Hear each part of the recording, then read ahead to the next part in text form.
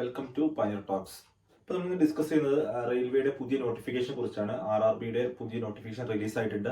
Assistant loco pilot notification വന്നിരിക്കുന്നത്. സാധാരണ ഇതിൽ ലാസ്റ്റ് വിളിച്ച നോട്ടിഫിക്കേഷനിൽ ALP ടെക്നീഷ്യൻ എന്ന് പറഞ്ഞിട്ടുള്ള നോട്ടിഫിക്കേഷൻ വന്നിരിക്കുന്നത്. ഇപ്രാവശ്യം ALP സെപ്പറേറ്റ് നോട്ടിഫിക്കേഷൻ ആയിട്ട് വന്നത്. ടെക്നീഷ്യന് കൂടുതലില്ല, പക്ഷേ വേക്കൻസി കുറച്ച് കുറവാണ്. അത് വേക്കൻസി നമുക്ക് കൂടുന്ന പ്രതീക്ഷിക്കാം. ഇപ്പം നിലവിലുള്ള വേക്കൻസി ആയിരുന്നു.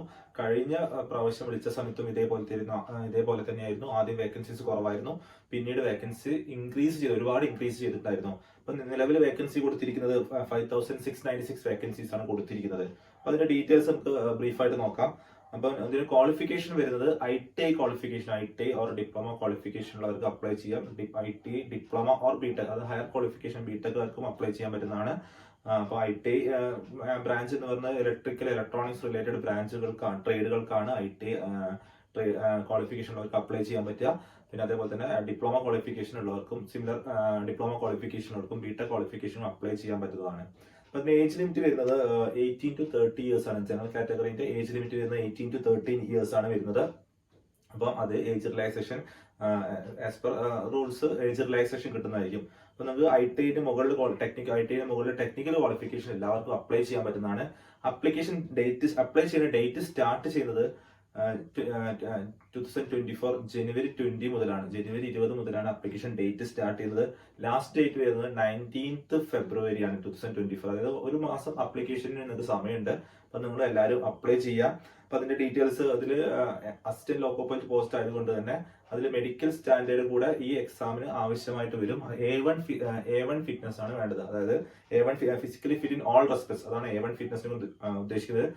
അത് വിഷൻ 6/6 ആയിരിക്കണം. അതിന്റെ ഡീറ്റെയിൽസ് നോട്ടിഫിക്കേഷൻ ഉണ്ട്. നിങ്ങൾ നോട്ടിഫിക്കേഷൻ നോക്കിയാൽ CN01 2024 നോട്ടിഫിക്കേഷൻ ജസ്റ്റ് ഗൂഗിൾ ചെയ്താൽ നിങ്ങൾക്ക് കിട്ടും. ആ നോട്ടിഫിക്കേഷൻ നോക്കിക്കഴിഞ്ഞാൽ അതിന്റെ ഡീറ്റെയിൽസ് അറിയാൻ പറ്റും. അത് CN means centralised employment notice, CN01/2024. ഈ നോട്ടിഫിക്കേഷൻ ഗൂഗിൾ ചെയ്ത് കഴിഞ്ഞാൽ അതിന്റെ ഡീറ്റെയിൽസ് കിട്ടും. അപ്പൊ അതില് A1 ഫിറ്റ്നസ് ആണ് മെഡിക്കൽ ഫിറ്റ്നസ് വേണ്ടത്. ഡിസ്റ്റൻസ് വിഷൻ 6/6 വരുന്നുണ്ട്. 6/6 without glass with fogging test പറയുന്നുണ്ട്. ഓക്കെ, അതിന്റെ ഡീറ്റെയിൽസ് നിങ്ങൾ നോക്കിയാൽ മെഡിക്കൽ സ്റ്റാൻഡേർഡ് ഡീറ്റെയിൽസ് നിങ്ങൾ നോക്കിയാൽ അറിയാൻ പറ്റും. ഒരുവിധം സ്റ്റുഡൻസിന് ഇതിൽ മെഡിക്കൽ സ്റ്റാൻഡേർഡ് ഉണ്ടാവും എന്ന് വിചാരിക്കുന്നു. പിന്നെ അതിന് ക്വാളിഫിക്കേഷൻ ഓൾറെഡി പറഞ്ഞു. ITI ക്വാളിഫിക്കേഷനോ അതിന് ഹയറോ ആയ ക്വാളിഫിക്കേഷൻ പറ്റും. ഇലക്ട്രിക്കൽ ഇലക്ട്രോണിക്സ് മെക്കാനിക്കൽ റിലേറ്റഡ് ബ്രാഞ്ചുകൾക്കാണ് ഇത് പോസ്റ്റ് അപ്ലൈ ചെയ്യാൻ പറ്റുക. വേക്കൻസീസ് ഇപ്പൊ നിലവിൽ 5696 ആണ്. അത് ഇംപ്രൂവ് ചെയ്യാനുള്ള ചാൻസ് വളരെ കൂടുതലാണ്. അപ്ലിക്കേഷൻ ഫീസിന്റെ കാര്യം നോക്കിക്കഴിഞ്ഞാൽ 500 ആണ് ഫീസ് വരുന്നത്. ജനറൽ കാറ്റഗറി 500 ആണ്.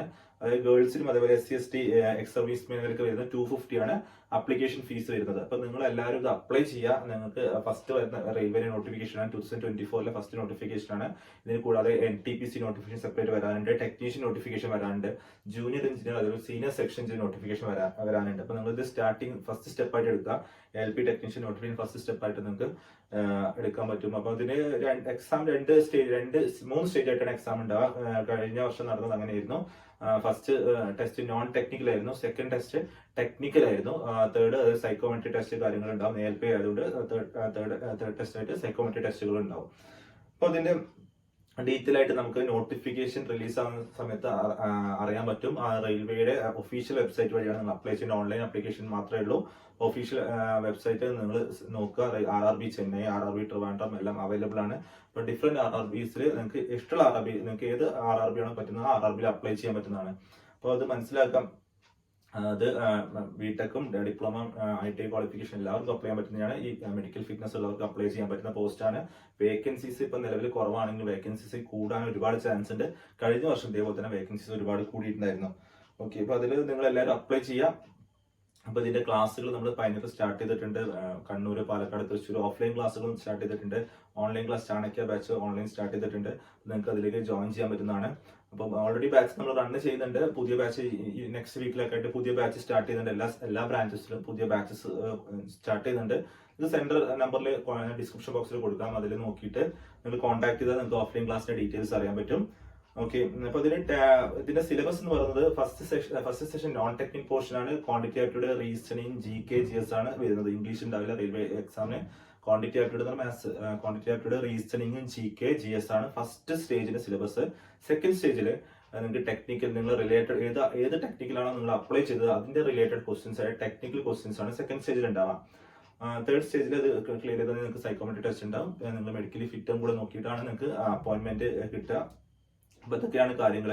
അതിന്റെ കൂടുതൽ ഡീറ്റെയിൽസ് നമ്മൾ 1 by 1 ആയിട്ട് വീഡിയോസ് ചെയ്യും. അതിന്റെ നോട്ടിഫിക്കേഷൻസിന്റെ വന്നു കഴിഞ്ഞാൽ കാര്യങ്ങൾ എങ്ങനെ അപ്ലൈ ചെയ്യണം എന്നുള്ള, ഏത് RRB അപ്ലൈ ചെയ്യണം, കാര്യങ്ങളൊക്കെ നമ്മൾ ചെയ്യാൻ നിങ്ങൾക്ക് എന്ത് ഡൗട്ട് ഉണ്ടെങ്കിലും നമ്മൾ സെന്ററായിട്ട് കോൺടാക്ട് ചെയ്യാൻ പറ്റുന്നതാണ്. ഇതിന്റെ similar previous years question paper discussion ഈ ചാനലിൽ നമ്മൾ കൂടുതലായിട്ട് ചെയ്യുന്നുണ്ട്. അപ്പൊ നിങ്ങൾക്ക് ചാനൽ സബ്സ്ക്രൈബ് ചെയ്ത് കഴിഞ്ഞാൽ ഇതിന്റെ കൂടുതൽ കാര്യങ്ങൾ അറിയാൻ പറ്റും. അപ്പൊ RRB ALP ഈ നോട്ടിഫിക്കേഷൻ വന്നിരിക്കുന്നത്. ഇനി നോട്ടിഫിക്കേഷൻ NTPC നോട്ടിഫിക്കേഷൻ, അതുപോലെ RPF notification, junior engineer notification ഒക്കെ വരാനുണ്ട്. അപ്പൊ നല്ലൊരു ചാൻസ് ആണ് ഫസ്റ്റ് വന്ന നോട്ടിഫിക്കേഷൻ. അപ്പം നിങ്ങൾ എല്ലാവരും അപ്ലൈ ചെയ്യുക.